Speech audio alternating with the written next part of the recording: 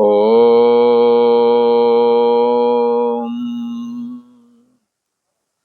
श्री योग वासिष्ठ के उपशम प्रकरण में श्री वशिष्ठ जी महाराज बोले, हे राम जी, हिरण्याकश्यप के वध के उपरांत भगवान विष्णु ने प्रहलाद जी को उनकी भक्ति से प्रसन्न होकर के ब्रह्म तत्व का उपदेश दिया और कहा, हे पुत्र, आत्म तत्व के विवेक से, आत्म तत्व के क्षमता से जो बोध प्राप्त होता है, उससे ब्रह्म में विश्रांति प्राप्त होती है और विश्रांति के बगैर ये जीव शांति नहीं पाता। इसलिए हे प्रहलाद, तुम उस तत्व में विश्रांति लाभ करके मोक्ष, जो कल्याण को, श्रेय का जो रास्ता है, उसको प्राप्त कर सकते हैं। भगवान विष्णु के उपदेश के द्वारा प्रहलाद जी नाना प्रकार से अन्वय व्यतिरेकाभ्यम यतस्यात् सर्वत्र सर्वदा, जो सब जगह है, सब समय है, ऐसे तत्व का बारंबार विचार करते हैं। प्रहलाद जी कहते हैं, हे दैत्य गणों, मैं ही विष्णु हूं, ऐसी उपासना, ऐसा ध्यान आप नित्य निरंतर आप लोग करें और एक क्षण भी इस ध्यान से ना हटें। ऐसा दैत्यों को उपदेश किया और स्वयं भी भगवान विष्णु के आत्म स्वरूप का चिंतन करने लगे। प्रहलाद जी विचारते हुए कहते हैं कि जैसे विचित्र गुच्छों के संयुक्त वृक्षों की पंक्ति विचित्र, कैसे विचित्र गुच्छों से संयुक्त वृक्षों की पंक्ति की विचित्र रचना पर्वत पर दिखती है। बादल आ जाते हैं और पर्वत पर खड़े रहने वाले वृक्ष बड़े सुंदर लगते हैं, थोड़ी सी धूप की रोशनी पड़ती है और सुंदर लगते हैं। तो क्या है, ये सब क्या है, पर्वत रूप ही है, पर्वत से अभिन्न है, ये सब पर्वत पर स्थित है। तैसे संसार रूपी दृश्य नाना प्रकार की मंजरी को धारण करने वाला संसार रूपी वृक्ष, इसमें स्त्री पुरुष, जानवर, कीट पतंग, नदी नारे पहाड़ आदि, ये सारी चीजें हैं। तो ये एक संसार रूप मंजरी है। ये संसार रूप मंजरी कैसी है, जैसे पर्वत पर पेड़ों की मंजरी, पेड़ों की पंक्ति माला खड़ी होती है और अच्छी लगती है, ऐसे ही ये संपूर्ण भूत प्राणियों का जो ये संसार है, नाना प्रकार की ये संसार रूपी मंजरी को धारण करने वाला कोई दूसरा नहीं, आत्म सत्ता से प्रकट होने वाला ये वृक्ष है, संसार रूप वृक्ष। और त्रिलोकी रूप, एक ब्रह्मांड में 14 लोक होते हैं, उसी को त्रिलोकी बोलते हैं। यह त्रिलोकी, यह संपूर्ण भूत प्राणियों के रहने का जो स्थान, यह त्रिलोकी है, यह ब्रह्म के आत्मा के उदर में स्थित है, सब आत्मा से अभिन्न रूप है। प्रहलाद जी विचारते हैं कि ब्रह्मा से आदि तिनका पर्यंत सबका प्रकाशक ये चैतन्य सत्ता सर्वधि साक्षभूत आत्मा ही है, सबका प्रकाशक है। वह अनुभव सत्ता है कैसा? तो प्रहलाद जी कहते हैं, वह अनुभव सत्ता, उसका न तो आदि है और न अंत है और न ही उसका मध्य मिलता है। वह अनुभव सत्ता आदि अंत से रहित है। आदि अनंत, आदि अंत से जो रहित होता है उसको अनंत बोलते हैं। तो ये परमात्मा, ये आत्मा कैसा? आदि अंत से रहित अनंत है और अनुभव स्वरूप है, जिसके सब आकार हैं। अनादि और अनंत है ये आत्मा, जिसके सब आकार हैं। हाँ, ये जो सर रेंगने वाले सर्प, ये भी उसी का आकार है। दो पैरों से चलने वाला ये मनुष्य, स्त्री, पुरुष आदि ये भी उसी के आकार हैं। पेड़ पहाड़ इसके जड़ रूप हैं। नदी नारे बहता हुआ द्रव्य जल ये भी उसी का आकार है, जिसके सब आकार हैं। है? और स्थावर जंगम सब जगत भूत जाति, स्थावर और जंगम सब जगत भूत जाति अंतर अनुभव रूप में स्थित है। अंतर अनुभव रूप में भूत जाति, भूतों की, भूत प्राणियों की जाति अनेकों प्रकार की है, पर चार भागों में भूत प्राणियों की जाति को बांट सकते हैं। कुछ प्राणी ऐसे हैं जो जार में बंद होकर के आते हैं, जिनके कान हैं वो जार में बंद होकर आते, एक थैली सी होती है उसमें ये बंद होके निकलते हैं। जैसे मनुष्य के बच्चे हैं और गाय भैंस के बच्चे हैं, गिलहरी, बिल्ली, ये सब। तो जो कान वाले हैं वो जार में बंद होकर के आते हैं। अंडज, अंडा फोड़ के निकलने वाले, जैसे सारस है, मुर्गा है, मुर्गा मुर्गी है, और ये अंडे देते हैं पक्षी। तो जल में रहने वाला मगरमच्छ भी देखा, जिसका भी देखा था, तो वो भी अंडे देता है और सूखे मैदान में कहीं रखा आता है, फिर बाद में अपने बच्चे जब वैसे हो जाते हैं तो उनको फिर ले आता है, मुंह में भर भर के पानी में ले आता है। तो क्या है, तो अंडज, अंडा से उत्पन्न हो वाले, और उद्भिज, जमीन फोड़ के निकलने वाले, जैसे पेड़ हैं। हाँ, और स्वेदज, गंदगी से पैदा होने वाले। अब ये कहीं जहाँ कचरा डालो तो देखोगे वहां से बहुत सारे अंदर कीटाणु भरे पड़े रहते हैं कचड़े में। ये कहाँ से आए, जब फेंका था तब नहीं थे, पर जब कुछ दिन रुक गया तो कचड़े से, ये जो गंदगी से कीटाणु पैदा हो जाते हैं, तरह तरह के कीटाणु। तो ये चार प्रकार के अंडज, पिंडज, हाँ, और स्वेदज, जरायुज, ये चार प्रकार के भूत प्राणी, या ये भूत, चार प्रकार के भूत जाति सब अंतर अनुभव में ही स्थित हैं। ये जैसे जैसे पर्वत के आश्रय में पेड़ होता है, ऐसे ही सब जगत और भूत जाति अंतर अनुभव, अनुभव माने अनुभव क्या है, सबके अंदर ज्ञान ही तो है अनुभव। ये ज्ञान, ये अनुभव जो है ज्ञान स्वरूप है, अनुभव रूप है ये सब। वह एक अनुभव स्वरूप जो है वो, उसका नाम है आत्मा। ठीक है, वह आत्मा कोई दूसरा नहीं, वह मैं ही हूं, प्रहलाद जी ने बता दिया। दृष्टा, दर्शन, दृश्य, दृष्टा जो देखने वाला है, दर्शन दे अन्यत्र से निकलने वाली वृत्ति, और आगे जो दिखता है उसे बोलते हैं दृश्य। ये हो गई त्रिपुटी। त्रिपुटी में पहले जीवात्मा दृष्टा है, बनता है, और फिर नेत्र पे आकर के जो वृत्ति निकलती है देखने वाली, उसको दर्शन कहते हैं। और दृश्य जिस पे जाके टिक जाए, जैसे आपने कोई हरा पेड़ देखा, देखने की इच्छा की, तो आपने जब पहले देखने के लिए दृष्टा बनना होगा, तो ये अपने आप ही ऑटोमेटिक क्रिया हो जाती है, दृष्टा बन जाएंगे आप। दृष्टा होकर के नेत्र पर पहुंच जाएंगे, और मन पर, नेत्र पर पहुंचने के बाद वहां से जो वृत्ति निकलेगी यही दर्शन है। और फिर पेड़ को जब देख लिया, उस पर टिक गई वृत्ति, तो ये वो दृश्य हो गया। दृष्टा, दृष्टि, दर्शन, ये त्रिपुटी है। इसी प्रकार से प्रमाता, प्रमाण, प्रमेय। प्रमाता कहते हैं अंताकरण को, हाँ, प्रमाता प्रमाण, प्रमाण कहते हैं इंद्रियों को, और प्रमेय कहते हैं विषय को।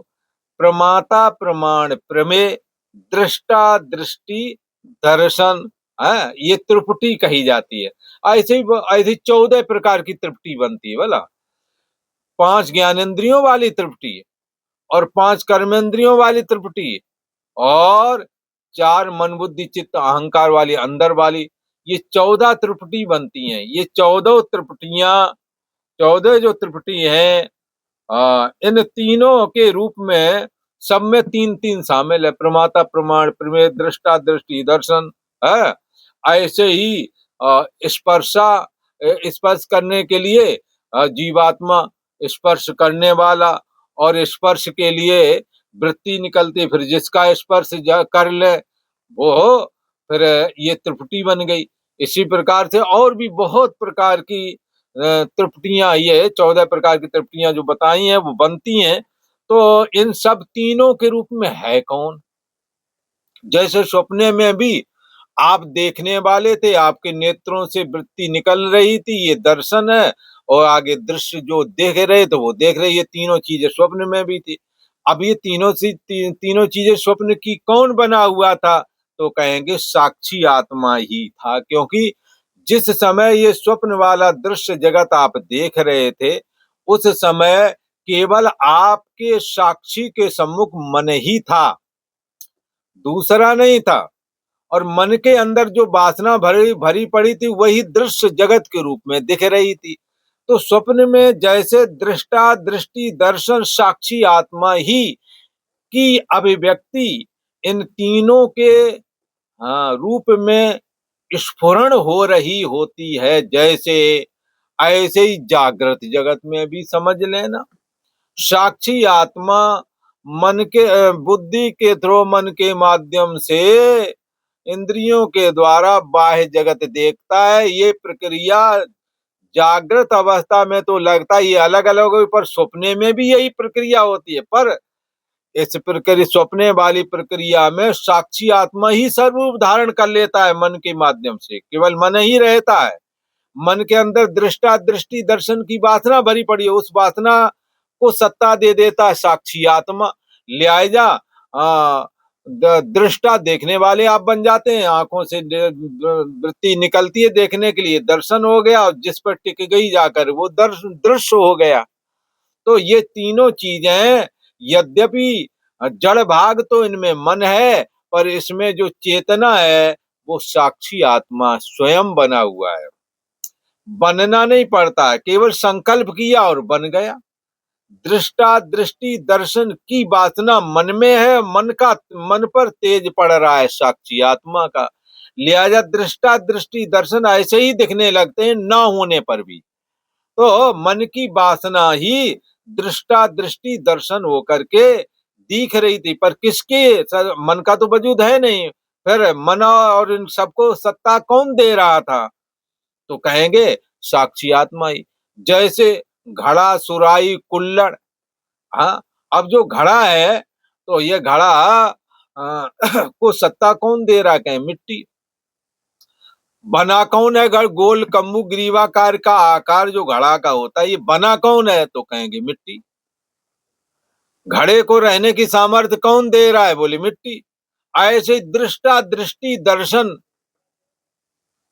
का अस्तित्व कौन बना हुआ है? उसका अस्तित्व क्या है? उपादान क्या है? तो कहें आत्मा। अभिन्न निमित्त उपादान है, विवर्ती कारण है। विवर्ती उपादान, अभिन्न निमित्त उपादान कारण कहते उसे हैं। पर जो वस्तु पूर्वले स्वरूप का न त्याग करके अन्यथा रूप में दिखने लगती है तो उसको कहते हैं विवर्त। ये जगत परमात्मा का विवर्त है। दृष्टा, दृष्टि, दर्शन, साक्षी ने अपना सतपना, सदा रहनापना, उसी को कहते हैं। सदा चेतना, उसकी चेतनता का कभी अभाव नहीं होता। सदा प्रियता, उससे ज्यादा प्रिय कोई है नहीं। ये साक्षी आत्मा का निज स्वभाव है। तो उसने सदा रहनापना, सदा प्रियता, सदा चेतनता को तो छोड़ा नहीं, और दृष्टा, दृष्टि, दर्शन के रूप में स्वप्न में भाषित होने लगा। परमात्मा ने अपना पूर्वला स्वरूप नहीं बदला और अन्यथा स्वरूप में दृष्टा, दृष्टि, दर्शन के रूप में दिखने लगा। तो इसमें क्या है? इस सिद्धांत में तो होता क्या है कि जो विवर्तवाद की रीति से जो रचना होती है, वो रचना अपने पूर्वले रूप को सहज में ही प्राप्त हो जाती है। जैसे सोना आभूषण बन गया, पूर्वले स्वरूप का त्याग उसने किया नहीं, सुवर्णत्व पने का, और आभूषण बन गया। अब आभूषण को जब तोड़ेंगे तो सोना ही बचेगा, या आभूषण को जब जलाएंगे तो आभूषण को जब जलाएंगे तो पूर्व अन्यथा रूप जो आभूषण बनाया था वो अन्यथा रूप छोड़ करके पूर्वला जो सुवर्णत्व मात्र है, सोना मात्र के रूप में फिर बच जाता है। इसलिए आभूषण बनाने वाले के पास जब आप अपने आभूषण ले जाते हैं तो तौल के कहता है तुम्हारा सोना इतना है, वो आभूषण बोलते ही नहीं कि आभूषण है ना, क्योंकि उसकी दृष्टि अस्तित्व के रूप में आभूषण को देखती। इसका अस्तित्व क्या, अस्तित्व तो सोना है। तो ऐसे ही ये अनुभव रूप आत्मा ही दृष्टा दृष्टि दर्शन के रूप में दिखता है। और हजार नेत्र हजार हाथ मेरे हैं, प्रहलाद जी कहते हैं दृष्टा दृष्टि दर्शन में बना हुआ हूं। मैं शब्द करके प्रहलाद जी की आत्मा को ग्रहण करना, क्योंकि प्रहलाद जी आत्म तत्व पर विचार कर रहे हैं। वो कहते हैं हमारे हजार नेत्र, तो हजार नेत्र तुम जब हमारा हजार नेत्र का क्या मतलब, कहा दो ही नेत्र तो है तुम्हारे।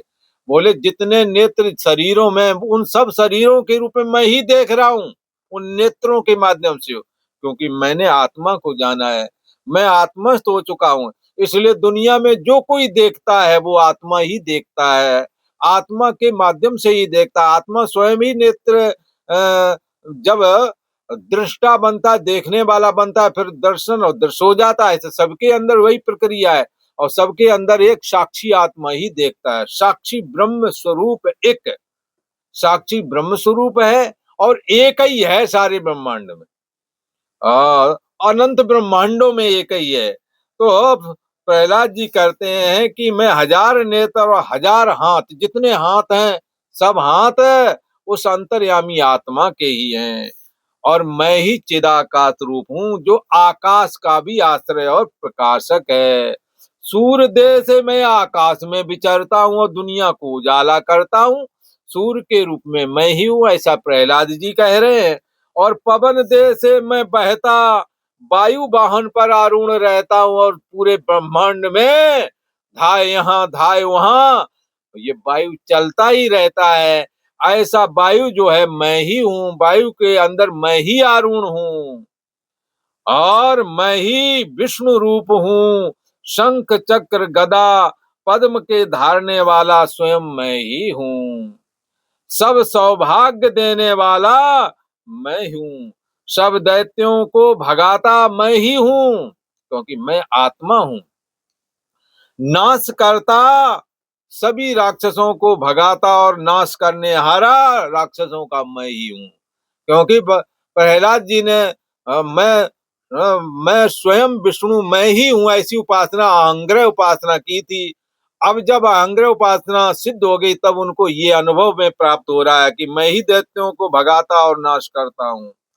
मैं नाभि कमल से उत्पन्न हुआ, मैं नाभि कमल से उत्पन्न हुआ ब्रह्मा।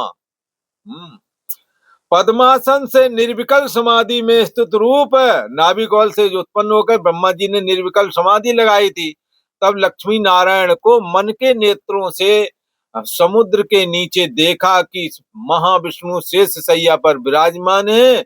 उनकी नाभि कमल से कमल निकला जिस पर कि ब्रह्मा जी विराजमान होकर के निर्विकल समाधि को लगाया। तो कहते हैं प्रहलाद जी मैं ही ब्रह्मा हूँ, और नाभि कमल से उत्पन्न हुआ, पद्मासन से निर्विकल समाधि में स्थित रहने वाला मैं स्वयं ब्रह्मा ही हूँ। और क्योंकि ये आत्मा हो गए ना प्रहलाद जी, इसलिए अब आत्मा सर्वरूप है। इसलिए सर्वरूप जो आत्मा को जान लेता है वो सर्वरूप हो भी जाता है। तो इसलिए वो कहते हैं मन वृत्ति रूप को मैं ही प्राप्त हुआ हूँ।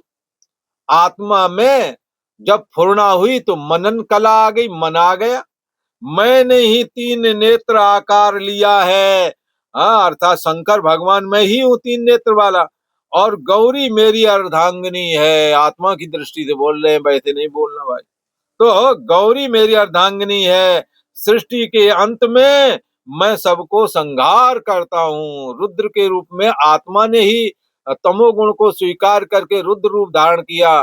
प्रहलाद जी आज आत्मा को जान गए हैं, इसलिए वो देखते हैं कि रुद्र के रूप में भी और माता गौरी के रूप में मैं ही हूँ।